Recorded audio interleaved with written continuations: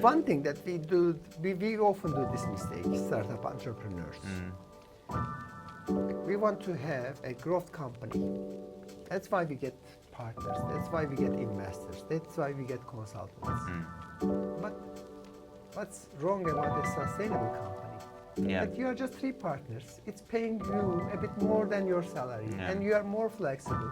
You are solving people's problems, and the company and your product is sustainable. What's wrong about it?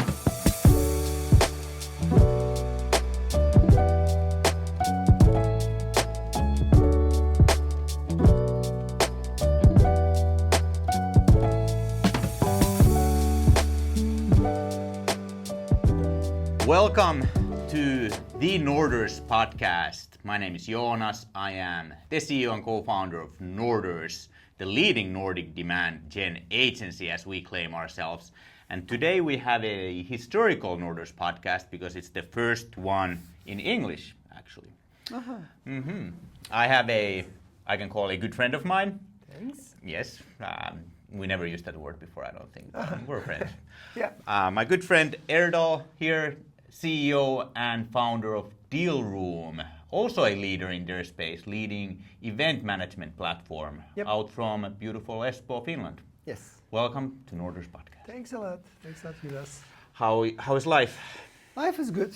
Enjoying still the last good few days of summer left in Finland with rain and sun. Well, you brought the sun here. It was raining before you came. Yeah, and then now I'm leaving. Yeah, we'll see what happens. Yeah, so the life is good. Lots of changes, lots of things going back and forth. You know, and I was out of the country for like some good time, and coming back, seeing all these changes, like when you don't see your baby for a couple of months, and then you see that the baby's grown up. It's like kind of the same thing.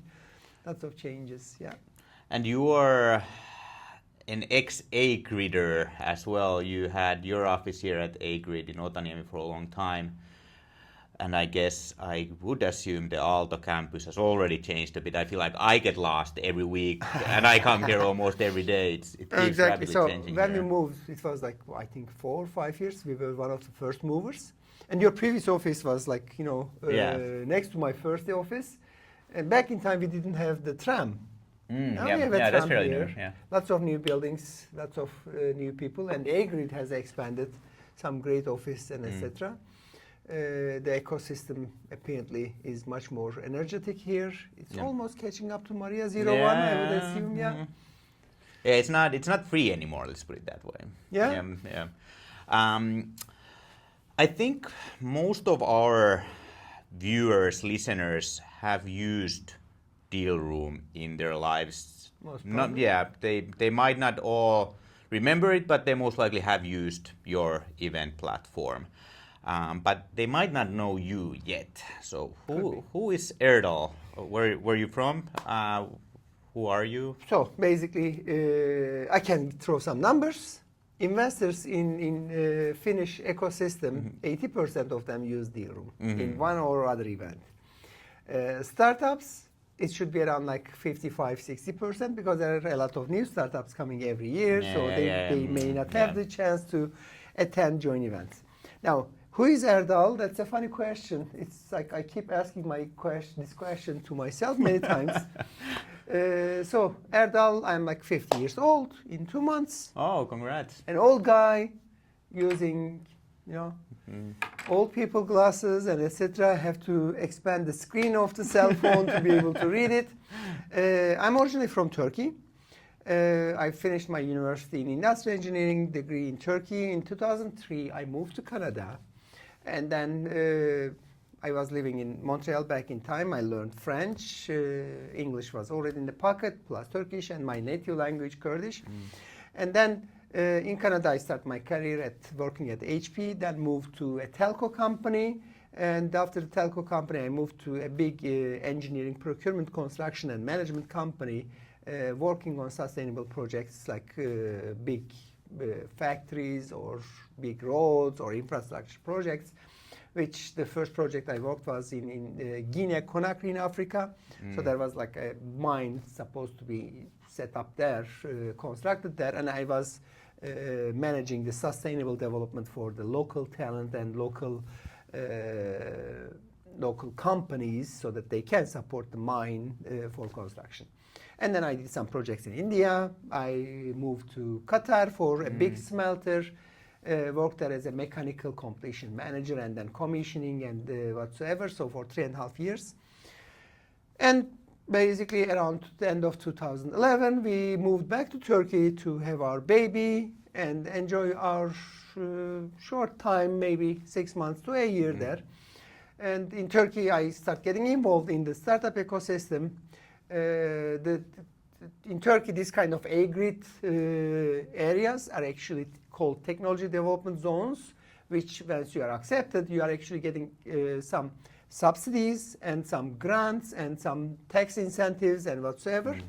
So I was a manager there, helping the startups how to grow, how to internationalize themselves. And I established my first startup in Turkey on smart cities, on mobility. However, in 2013, my wife got a good offer from Finnair, so we decided to. We are born in Turkey, raised in Turkey, moved to Canada, minus 45, 50 degrees, 1 or 2 meters of snow. And then we went to Qatar, like plus 60 degrees, 90% humidity. Friends were joking, what's next? And I found my next, which is 6 months summer, 6 months winter, or 6 months daylight, or 6 months no light. So we moved to Finland in 2013. For a couple of years, I kept consulting some companies on startups, coaching, and etc. And then I started an MBA at Aalto Executive Education. Towards the end of MBA, this event, Arctic 15 by Arctic Startup and their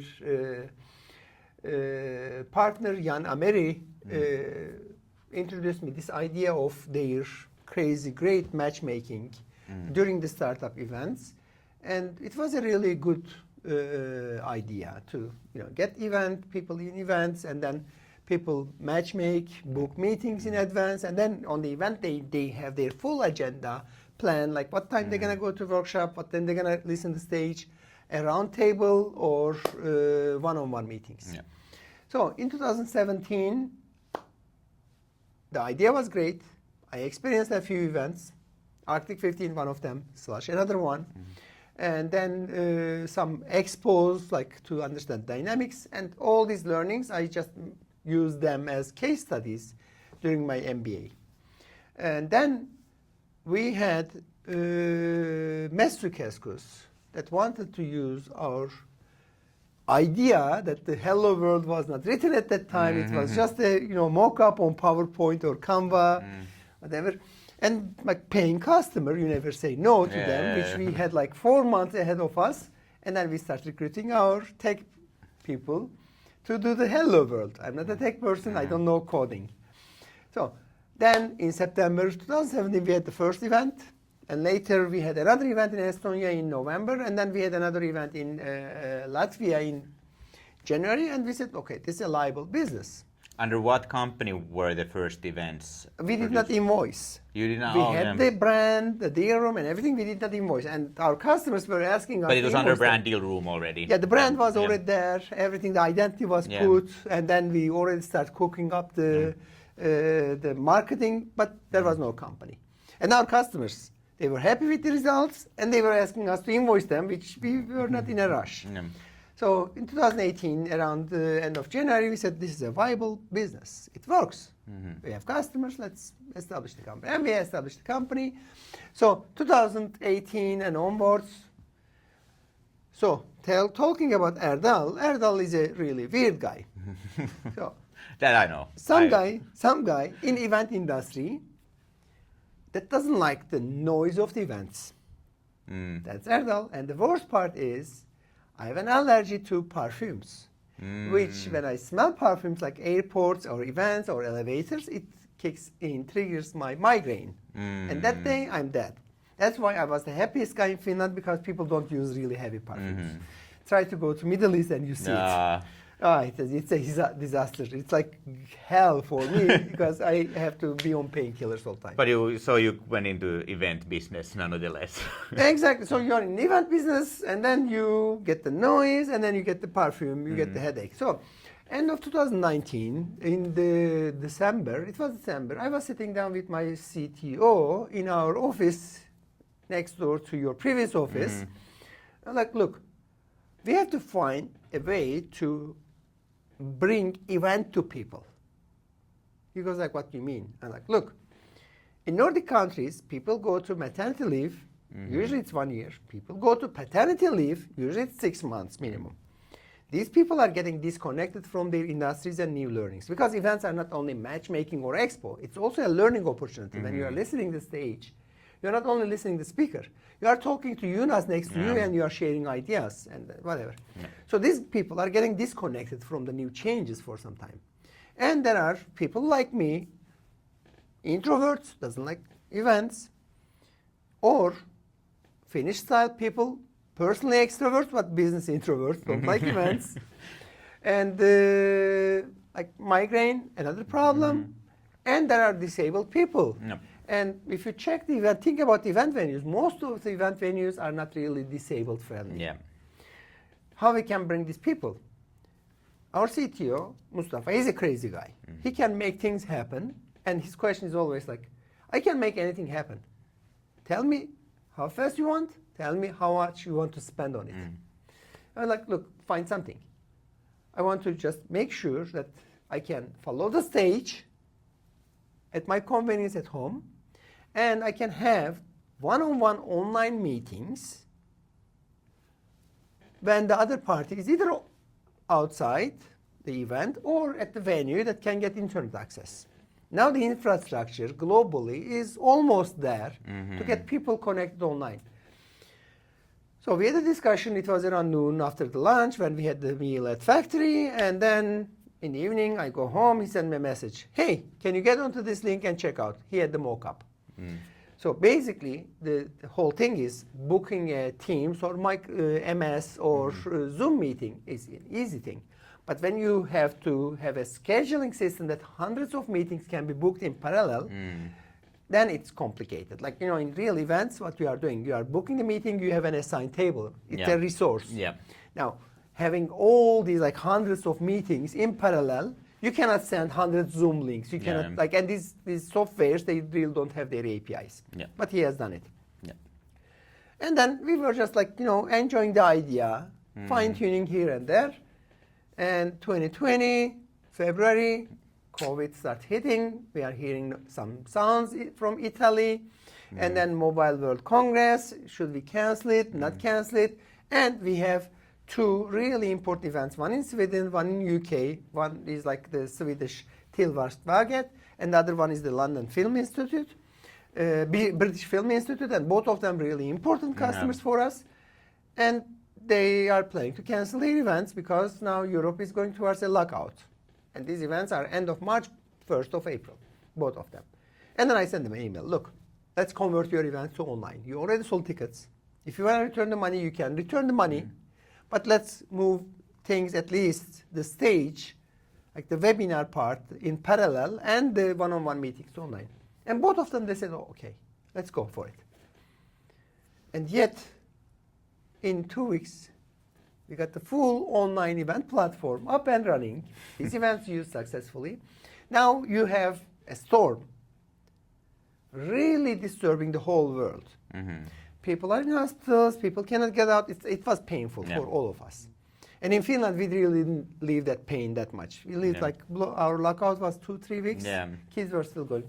But the rest of the world, like people lost their relatives, loved ones, lives are gone, business are gone, etc. But now it's time you are providing a solution for event industry that they can still run the business. And business can still showcase them. And we were getting like demand left, right, and center like crazy. And I had two options at the time.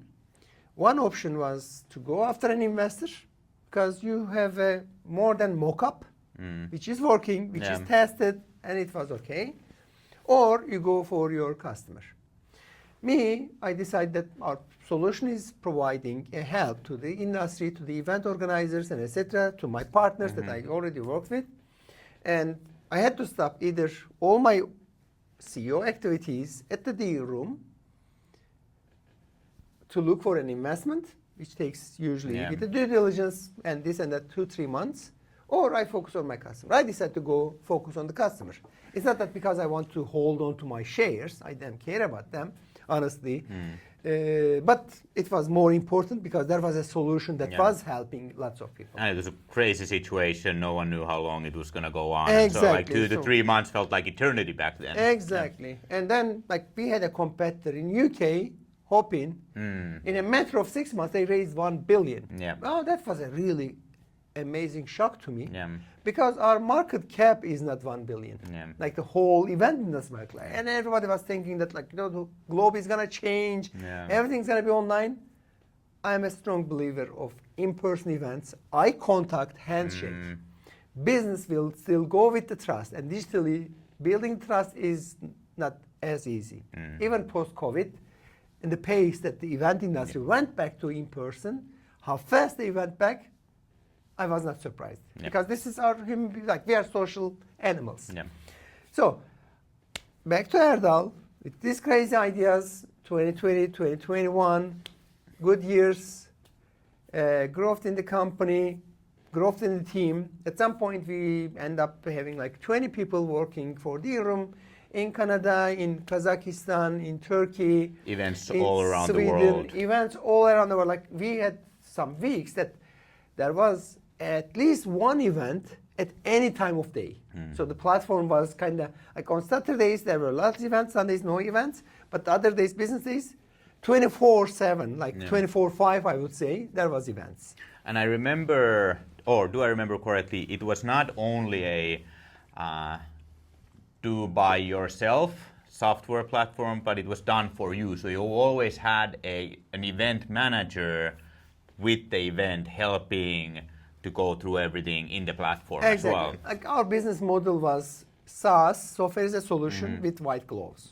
We didn't want to go have the event organizers to go through all the learning curve of the new technology, how they can do, how they can imagine, and etc. We put our experience on events and we put our knowledge on technology, and we always hold at the hands of the event organizer.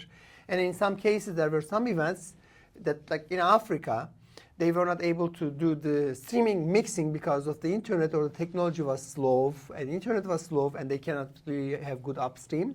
So what we have done is we established our own kind of big computers, strong computers, and the streaming equipment and etc., mixing equipment, and we also help them for all these events that had like stable internet problems. And here in Aalto, we really have a great internet so far. So back in time, yes, it was like not just the software, it was white glove service. Again, back to Erdal. So the company grew up and etc. 2022, when it is post-COVID, the industry did not know what to do. All the event organizers were like, are the people, am I going to sell enough tickets? Am I going to make revenues? Are companies coming back to events? And then all the venues in the event industry and other service providers to the events, I have a feeling that they wanted to recover all their loss during COVID, just immediately after COVID. So the prices went up crazy for the venues and the catering and whatsoever. So the industry struggled. We had bankruptcies.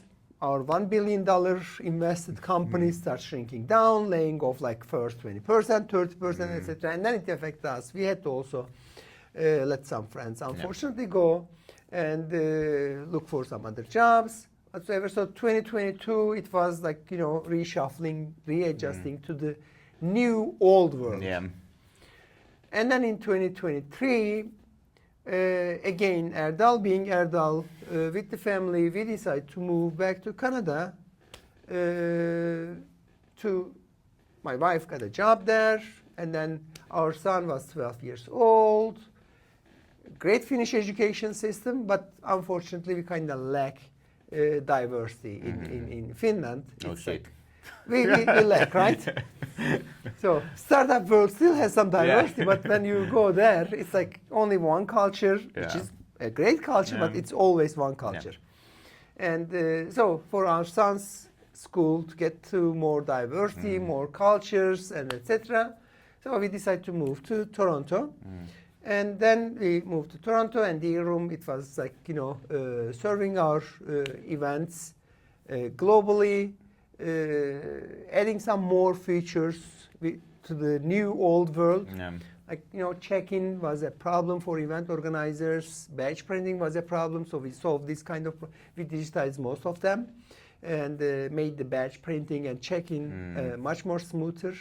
And then, like, if you go to any events, usually startup investor events uptake, I mean, like the number of people, ticket holders, the percentage of ticket holders that use an event app, matchmaking app, is around like 80%. But when you go to conference, it goes down to like 60% for in-person events. When you go to exhibitions, it goes down to like 20%. Our strongest competitors cannot really go over 20%. Yeah. Because when you are designing a platform, the platform cannot be single-dimensional. It has to provide multiple values to multiple different personas in your marketing language, different personalities or different needs. So if you are just answering the matchmaking, the people only want to have the matchmaking, and then there are people that wants to come just see the expo for a few hours, pick their pamphlets and the freebies and leave. Yeah. So you have to also provide value to them, and then they might be interested on booking meetings or event program, whatsoever. So the way that you can onboard them is to provide them some more options, providing them check-in, chat functions, badge printing, self-badge printing on the event sustainability side, reducing down their costs. So as you call it, event management from A to Z. Exactly. So we improved some functions, and then the room team, we had to adjust to the new world with the new pricing, because as I said, everything, their price has increased. Yeah. But then event organizers were not ready to invest digitally because they were like in the survival mode. Yeah. So they have to do the bare minimum. So when I tell the D room and myself, now I'm back to Finland, visiting the friends and checking up what's changing and etc. Living in Canada, still running the room, and still with like crazy ideas, and still working on what an entrepreneur should not do, so that I do that. Your son still plays hockey in Canada too? Yes, he's still. Canada hockey, like Finland and Canada, hockey is like survival. Yeah. If you want to really survive and then be there, hockey is the part of the culture in both countries. So it took me some time because the tryouts in Canada, teams are smaller, and then teams are formed up mostly families, and the tryouts are usually in April. So we arrived there late, but I managed to get him to a really good team. He's happy, network there, and etc. Talking about my son, and maybe this podcast is going to be watched by Finnish people. Yep, most likely. So my still, son, at least. he speaks fluent English. Like they are called polyglots, like multiple languages. So he speaks Finnish, English, and Turkish native. His mom is Turkish. Your wife is Turkish as well. Yeah. At home we speak Turkish and then Finnish and English. He's native in these three. But we sent him to Kylliäinen in grade 1, Swedish Finnish. Oh. So all his courses until really grade 5. fucked him up. Like he has to raise, 100% Finnish. Yeah. So he has to know Swedish. So his math and science and it was kind of 1 year off, 1 year on. History and geography, 1 year was Swedish, the other year was Finnish, and then it was like this. So he speaks 4 languages, basically. And then in Canada, he goes to the school, and when he's upset for something, this young generation, something happens, he goes this, curse words in Finnish in the class, and loud. Yeah. He goes like, or bad, and this and that. Now, if there are any hockey fans here, his math teacher's last name is Bedard, which is the famous hockey player, which he was the cousin from Vancouver. And he was also the coach of the school for hockey and his math and science teacher. But now my son is cursing in one of his classes in Finnish, and the teacher comes like, "Sulon pa poika." So the teacher was half Finnish, and he knew all these nice words and etc. so he couldn't curse anymore in the class. That's really good for him. Yeah, but to put a stop for that. It kind of helped him because he kind of felt, and then it was easier communication and etc. Yeah, so he nice. really adjusted fast. Why Canada in the first place back in the day? Back in my wife, she got a PhD there, so we moved to Canada. Yeah. It was the French part, so I had to learn French, like Montreal, and my wife I love also Montreal. learned. It's too great. It is. Montreal is like, you leave North America, you leave Europe in North America. It's really North America. The culture is North America, architecture, life, everything is slow, joy, and etc. I would say more like French, Italian, Spanish, and Arabic mix there. It's European, the city hall architecture and life. And then later we moved to Toronto, the English area. It's like, it's like a European New York, I would say. The architecture is more still North American, but the lifestyle is kind of between the North America and Europe. Sounds pretty good. Yeah. It's fun. And you still are an industrial engineer by craft. That's your academic background, and that's what you did. HP probably wasn't industrial engineering when you worked there, but that's Qatar and those years. That was. That's like industrial engineering in like Teollisuus Insinööri in Finland is a bit different than industrial engineering profession I have. Like the one that I have in Turkey is more the industrial engineering definition of North America, which is like the business administration and the engineering. So industrial engineers are like the liaison between engineers and the business people. Yeah, got it. So we know lots of statistics, lots of production processes and like other processes, and then lots of finance and business and whatsoever. And then I did my MBA here at Aalto Executive, so on innovation and startups. So it's kind of took me to the next step. But Canada and Qatar, those were sort of the corporate years, right? You worked in big projects, in big companies, and then you found the startup life in Turkey. Was there a certain spark for that? What brought you and startups together? So, like, as I told, Erdal is like more an independent guy, and he has crazy ideas, and he's on the action. Talks about himself in third person and so on. No. This is like for this podcast. I usually don't do that. But so, trying to throw the picture. So basically, me being like kind of jumping and doing it, corporate life. In construction, it still fits you because there are lots of action and lots of decision that you have to take on the go and then move and then be liable afterwards. Startup world, it's you. You take the action, you move, and you pay the consequences yourself. So it was more air for me, more breathing space for me in the startup world to get my ideas done and make them happen. It's totally different. I kind of feel that I can never go back to the corporate anymore to work in this corporate structured life. My wife is contrary to me. She's always corporate. She's always in academia. And myself, it really doesn't fit. You can still get the job done. You can still do your responsibilities, but it doesn't make me happy. And you started in startup consulting. You started helping other startups and teach them and coach them. Did that already create an idea or a need or just an idea that I want to have also my own startup from the beginning, or was that just by accident when Arctic 15 happened? Like my first startup basically had started in Turkey, which was in smart cities. Yes, it was exactly. I was consulting startups and I was consulting the city, and there was a need for mobility, especially these, bicycle sharing systems. In 2010-11, they were really new. Germany was really well advanced. France were advanced, but the rest, like in Helsinki, we had the first bike sharing system in 2014. Yeah, that was really terrible. The bikes were really heavy. It was like a punishment if you had to ride. And then the in this kind of mobility systems, on the user side, bikes have to be really good. And then on the company or the city side, you also have to mobilize the bikes. Like, when you are going to the office, what you do, you are picking up the bike from the suburbia or from the dead points of the streets, and then taking them to the metro station or the train station. And on the evening, they are going back to the to the streets, Yeah. right? Yeah. Then, like, are you gonna put 2,000 bicycles? And then are you gonna have parking problems next to the metro or train stations?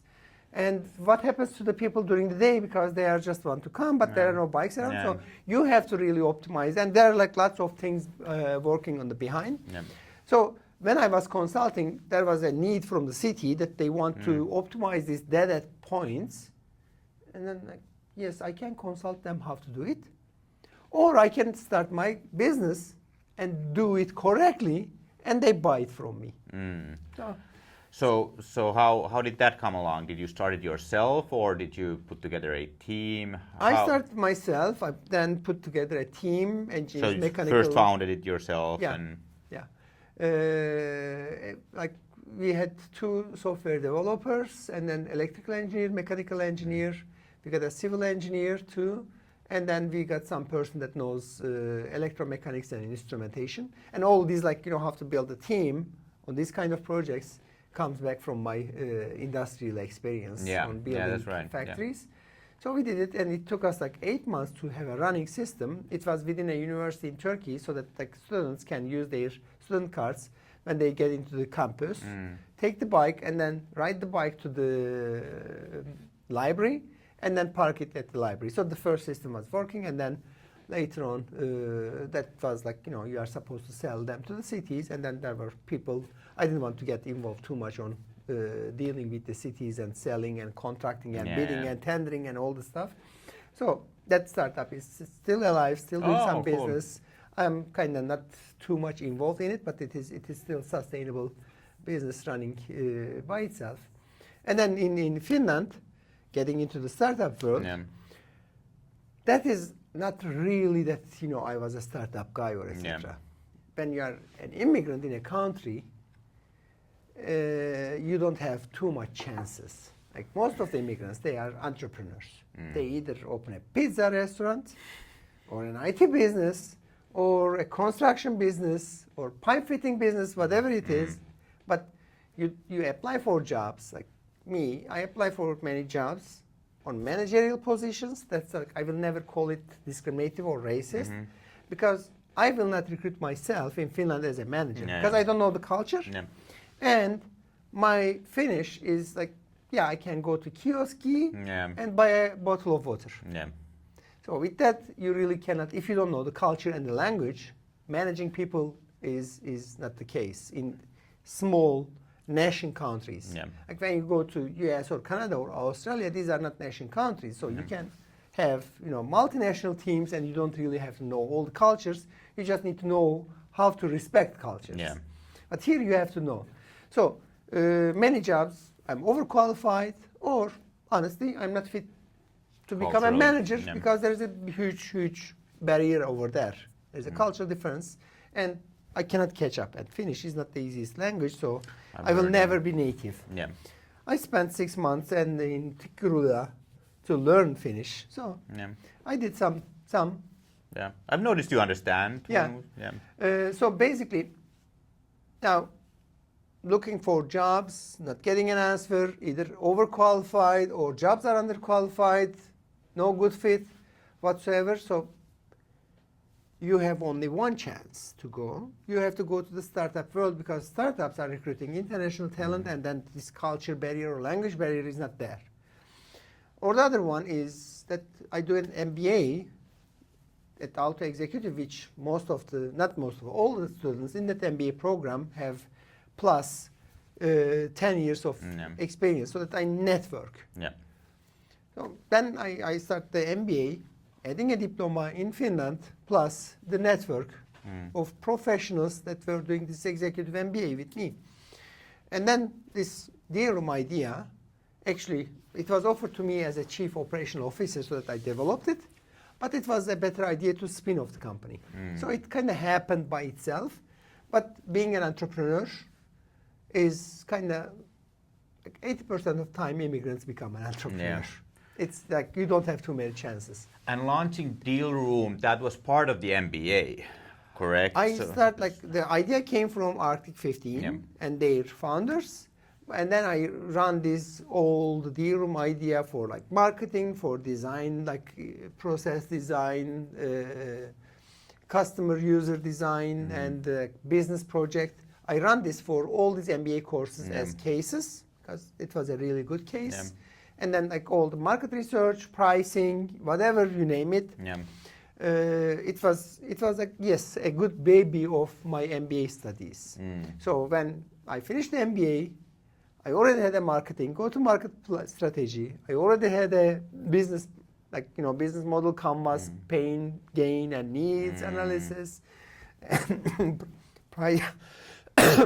Pricing structure, like everything was already ready because I did all this to also finish my MBA. Yeah. So, Deal Room, you then had co-founding partners or partners already from the get-go. There was I think 15 founders there as well. So at the beginning, when we established the company, because the idea came from Arctic Startup, they were the main, and they kind of provide us facilities like the lawyer, the accountant, offices, salaries for the first CTO. So they had a big chunk of the shares. And Mustafa came from that sort of then exactly. pipeline. In the pipeline, and then like they had a big chunk of the shares, and then like we had like smaller chunks of the shares because it was a spin-off. And then when the deal room starts flying, so companies organizing events, they have their cap not that high. But when you are a SaaS, your company valuation can grow up your mother company really fast, which in a year or so, deal room valuation was almost at par with the founding company. Then my partners back in time agreed to dilute so that like the sweat, I can include more sweat. Then they diluted, they approved the dilution, so we introduced more sweat and investors into the game. So the number of partners went up to like 10-ish. And then in 2022, we got the investment, so we had some more partners into the game. We have a lot of our viewers, listeners, audience are young sales and marketing professionals planning, hoping,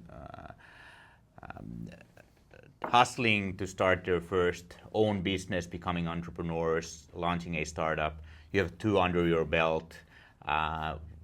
Looking back now, finding the team, putting together the team, is the spin-off a good idea? All that, diluting, getting investors, top advices and top advice, when you are setting up your cap table, who gets how much share, don't divide the shares on the day that you are establishing. Like if you are 4-person, don't say that we're going to have 25%-ish. So basically in a company, think about the long-term value that who brings into the table. So when you have the idea, the first people that builds the idea are the tech people. So often, it's a big mistake that I see on startups. These tech people get a big chunk of the shares. But after the product is there, tech people can be replaced easily. And most of the startups start outsourcing their tech. So if you give a big chunk to the tech people, that company is going to have troubles in the future. The business professionals, like marketing people or people that has business administration or past experience on business or MBAs, these people, especially the CEO, is going to be in all the cycles of the company. So like on the design, product design, on the, rolling out, and then later marketing and selling, and then going after the investor and whatsoever. So the CEO, whoever takes the CEO role, should be able to put a few hats, should understand the technology, at least the basics, should understand the market, should know sales. The best salesperson of a startup is the CEO. Don't look for another better salesperson. If the CEO cannot sell it, forget that product. It will never work. So, and then CEO is the HR manager, CEO is the accountant and bookkeeper and everything. So CEO should be the focused guy and should have the highest amount of the shares. And for investors, my experience knowing lots of investors in person with the discussions and etc. Investors at early stages of a startup, they want to see the core team has a huge chunk of the shares, like minimum 80%. After the first investment, maybe 70%. And then when you are going to seed round, 60%-ish, and then A round, it can go down. But the CEO should be the biggest, highest stakeholder in the game. And then tech people, because they're going to be easily replaced at further stages, should not have that much. Now, once you have the product, who are the important person for your product? It depends on your product. Is it going to be the sales or it's going to be the marketing people? Then when you are putting the shares there or putting options there, depending on your product, depending who you feel that is going to bring most value, if you are a SaaS, your marketing people are going to be more important.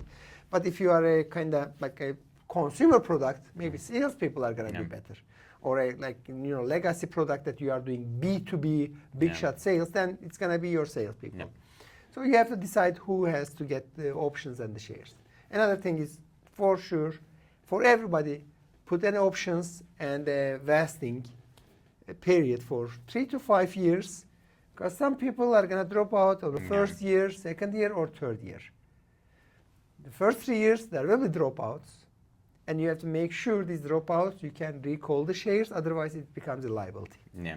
So to tackle this, and you mentioned don't share the percentages on the first day.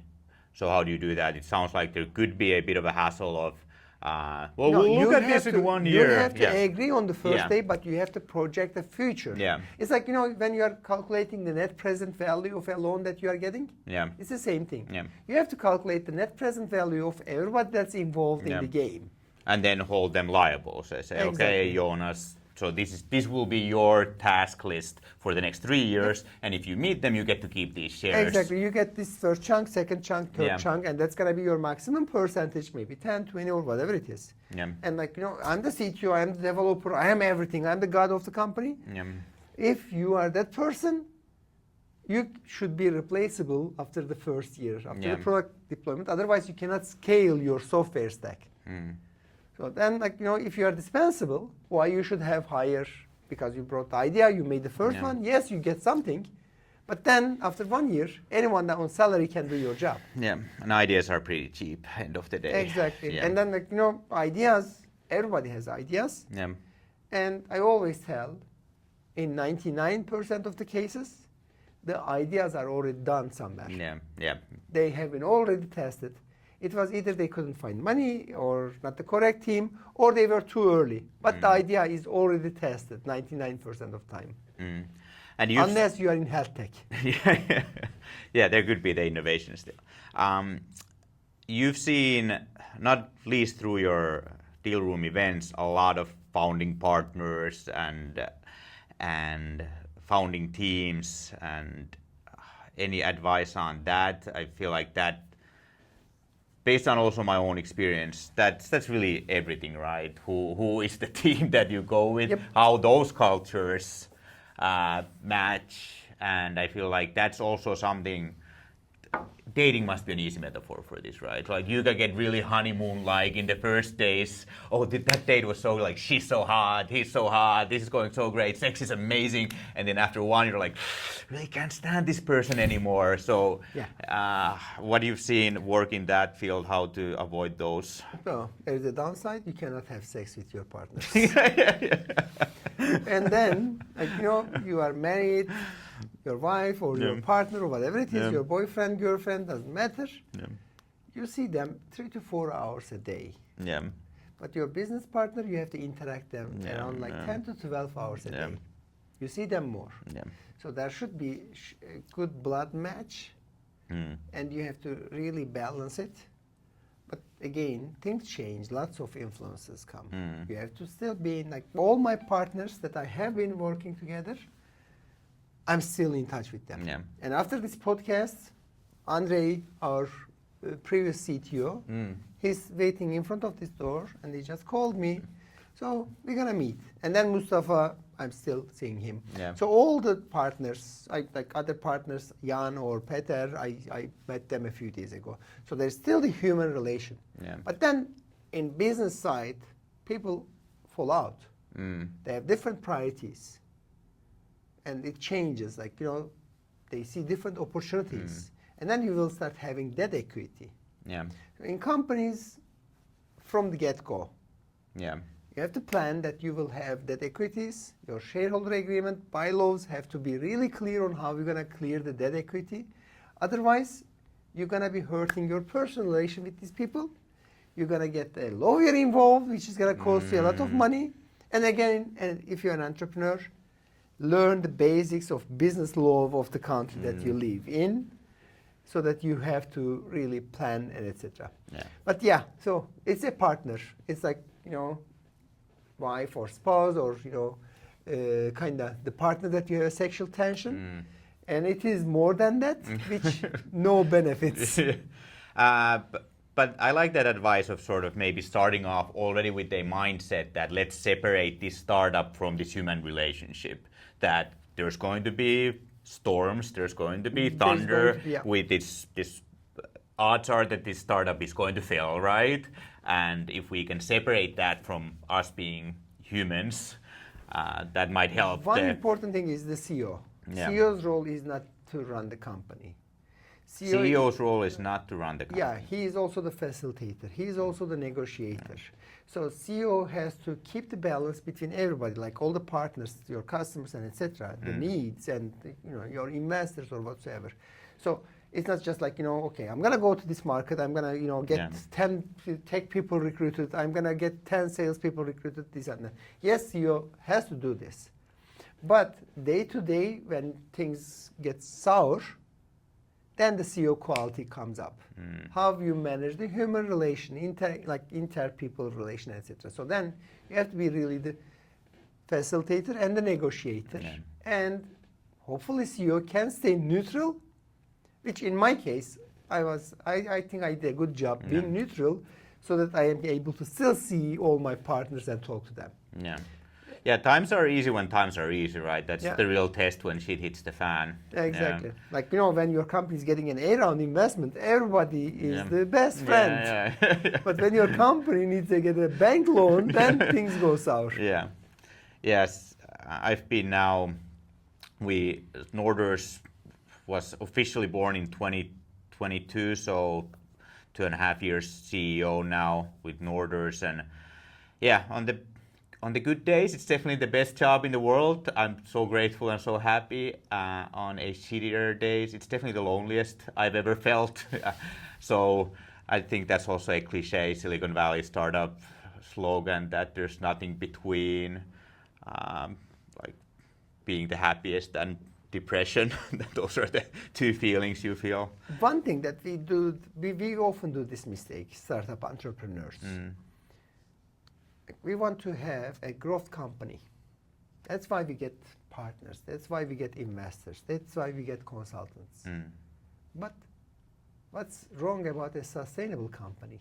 Yeah. That you are just 3 partners. It's paying you a bit more than your salary, and you are more flexible. You are solving people's problems, and the company and your product is sustainable. What's wrong about it? Think about Europe. Like every year, Europe right now, having a unicorn is an easy because of all this inflation. But Europe still has only 3 unicorns a year. And like around 100 growth companies, kind of a bit close to fast growth. And all others, again, still 95% of the startups failed in the first 5 years. In Finland, I don't know how many startups are being established per year, but I would assume that number should not be more than 200. So basically, in 5 years, only 10 are going to survive. And if you think about like when you establish Norders, all the company names that you see around A-Grid, how many you still see them? How many neighbors you changed? So I like that reminder. Yeah. So sustainable business. Me, I'm a pro-sustainable business guy. I was like always focused on sustainable, making sure all the people that are putting efforts into making this company, this product happen, are getting paid at least to survive on their least level. And if that is not the case, it won't work. Another big mistake that we entrepreneurs and the CEOs do, we never ever plan for our financial welfare. And when things go sour, the first people that's going to collapse are going to be us because we still have families and we have to feed them. And as a CEO that you always try, like, you know what, yeah, someday I'm going to have my shares, options or whatever. I'm not going to exit by salary. Yeah, but, you know, you have to at least have an average life. Yeah. So that's something that we often also forget. I love that pro-sustainable business. That really hit hard. I think that's, I felt that and we work with startups. Most of our customers, if not all, are looking for that fast growth. They're between seed rounds and A rounds usually. So it's really getting that 400% this year, what it's all about. That's really worth it. Yeah. Like think about Norders, that your company valuation is 2 billion. Yeah. And you cannot cash out. Yeah. So what's going to happen? And then even you cash out, what's going to happen? You're going to go to what? Sauna latte, get onto your boat? Right? Yeah. Can't you still do that? Yeah, exactly. So really doesn't change too much. And some asset that, yes, you will have it. It's some money. It has some value.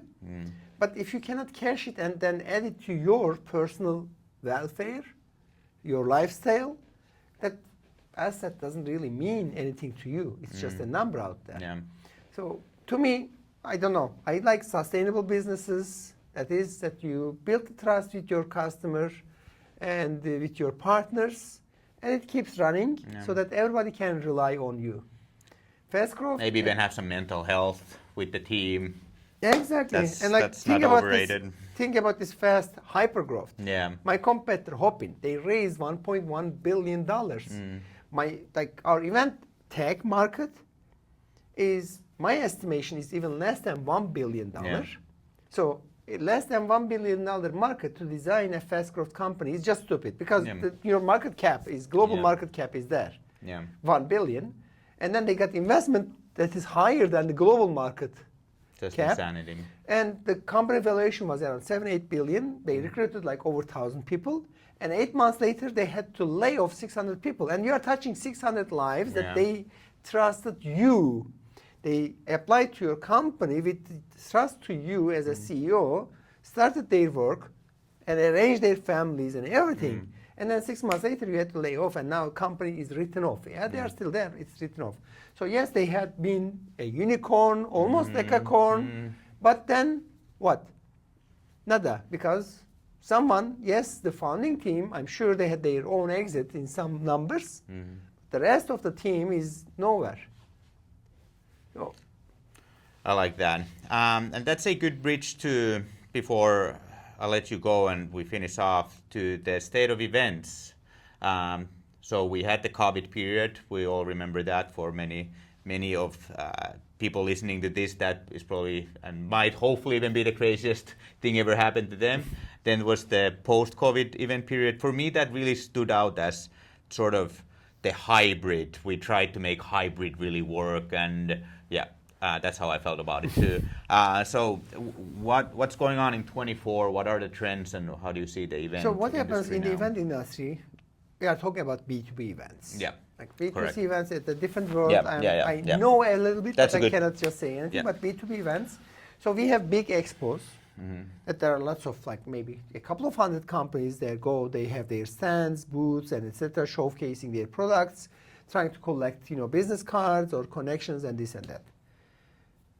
And then there are like, 10, 20, 30, 50, 200,000 people visiting. These expos, to me, are short-term estate businesses. So the organizers are actually renting exhibition area.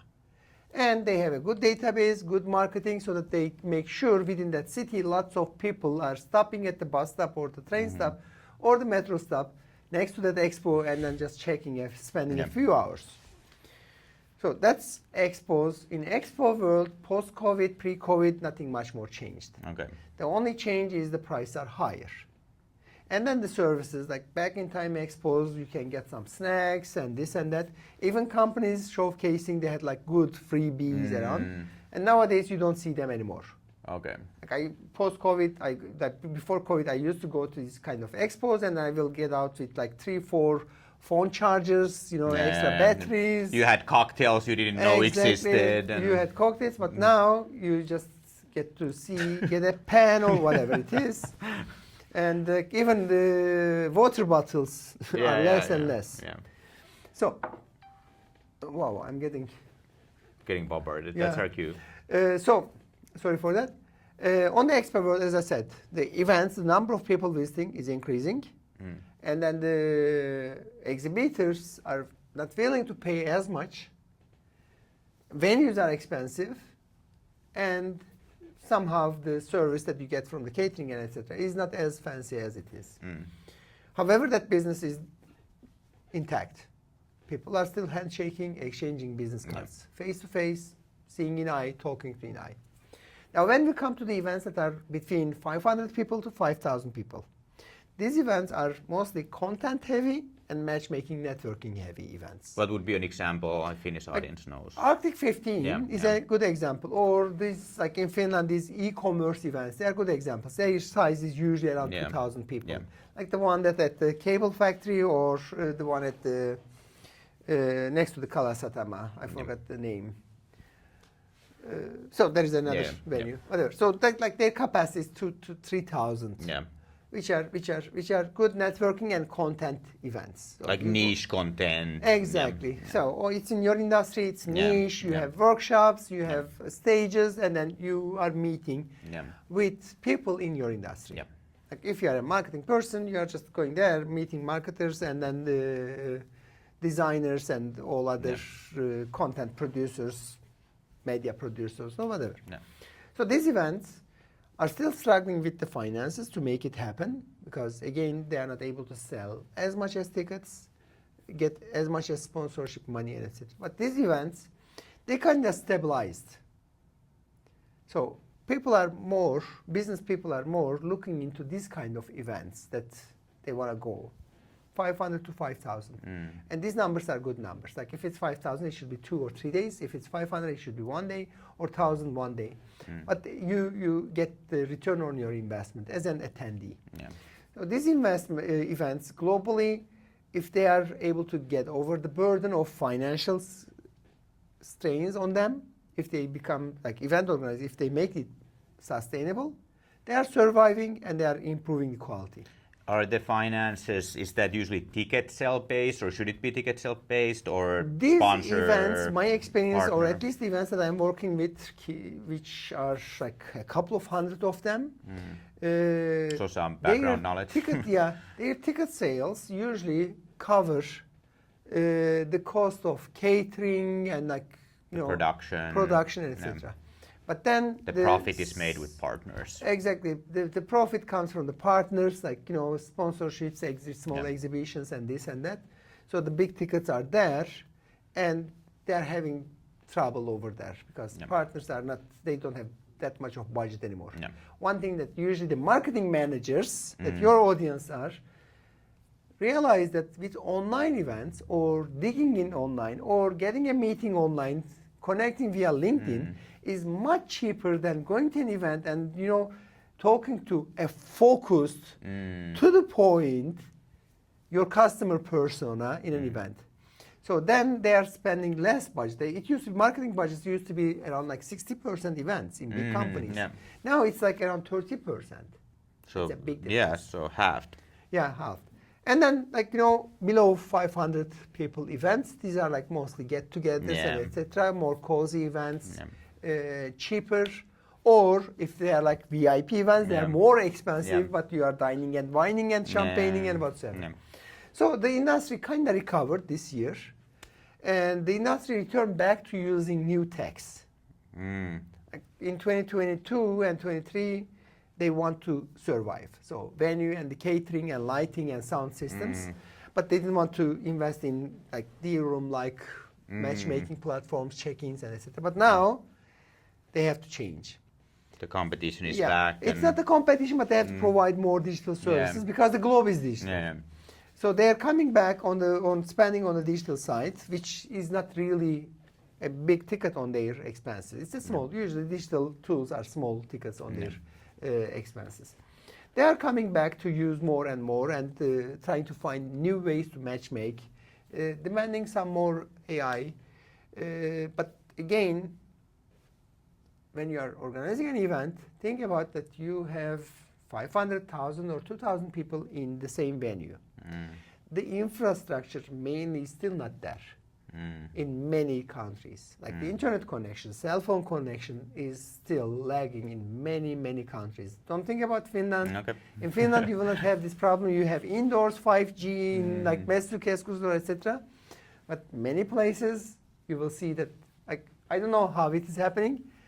In Slush openings, talks, usually you cannot, like hundreds of people were trying to stream. And at some point I was able to see like 10 cell phones that are like lagging. So, but this is the case. Online events, big webinar, this and that. During COVID it was a hype, but now people are not spending too much time on webinars. Like this podcast, most probably it's going to be watched by a couple of good 100 people, and I would expect that half of them are going to listen to us in 2x speed.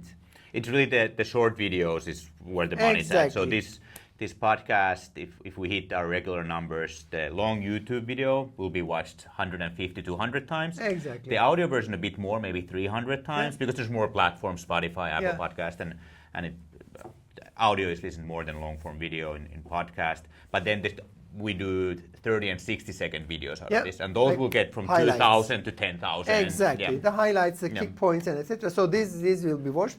And so online events, there are like still online matchmaking events, only matchmaking, like in parallel hundreds of online meetings, which are still running. And then there are some conferences that still do, and like they're there, but not as much. Because events are not designed to be fully online. And then we come to the question of hybrid.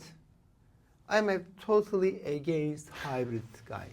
We have the hybrid technology and everything, but you're not here or there then. That's the thing, like you are basically, if you don't have an excuse, you are building an event on what pillars?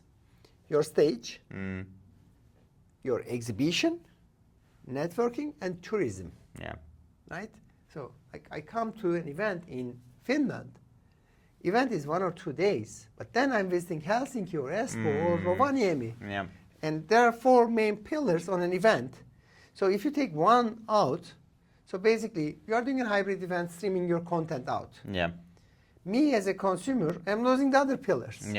Yes, you can also have... If so it's like a table with 4 legs. Exactly. If you are using deal room, you can still have the networking, matchmaking, but you are losing the tourism and you are using the experience over there, the expo over there. So for the events that I work with together, I always suggest them to record their content and publish, make available to the ones that have purchase tickets after the event in their convenience. And if they want to do online hybrid matchmaking, make sure that it is done 1 day after the event, because you still want to have the maximum number of visitors in front of your exhibitors.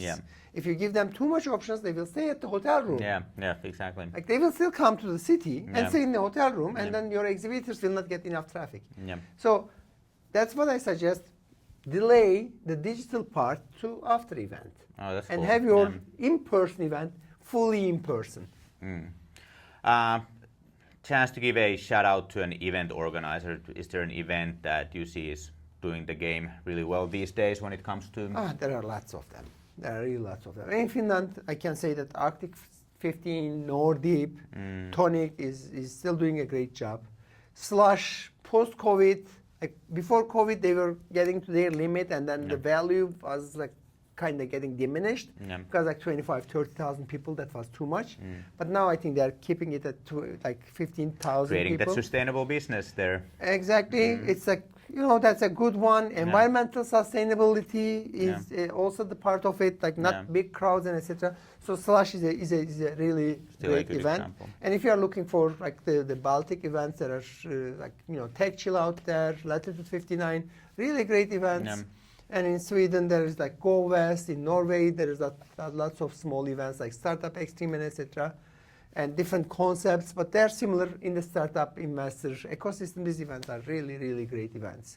That's a good list. One thing in Europe, when it is startup investor events, I don't know why, but they are all around the same time. Yeah. Like mid-May, mid-June, you see like all the startup tech events all over the Europe are around the same days. And then you have fall events, like usually either in October, like clustered, or like Slush. Around Slush, there is no other event. Yeah. Well, they also probably force the schedule for other ones a bit because they are such a massive one. Slush was designed at the beginning to be November. Like November usually, it's just before the Christmas, closing the financial year and etc. So when you look into it, it doesn't really fit. Yeah. But you know, who the hell comes to Finland, Helsinki in November? That's right. But they made it. Yeah. I really like that list. It's been a really good conversation. Thanks so much. A lot of nice surprises, and I learned a bit more about you as well. If people want to connect you, where can they find you? They go to LinkedIn/Kilinc should be, or search Erdal Kilinc, and then follow me. I will request to connect you anyways. I'll link that in the show notes so people find it. Cool. Okay, thank you so much. Thanks to you. How long are you going to be in Finland now? Tomorrow going to Iceland. Hopefully I will have a chance to see the area. I've been there in March for a week, but now I want to see. I will spend some time there, and then I will fly to Canada, and then back and forth, more business and all the stuff. Sounds good. Thank you so much. Thanks to you. Such a good time. Yep, pleasure. Talk to you soon. See you soon. Remember to like and comment and all that good stuff you're supposed to do with podcasts. We need it too. Ciao. Ciao.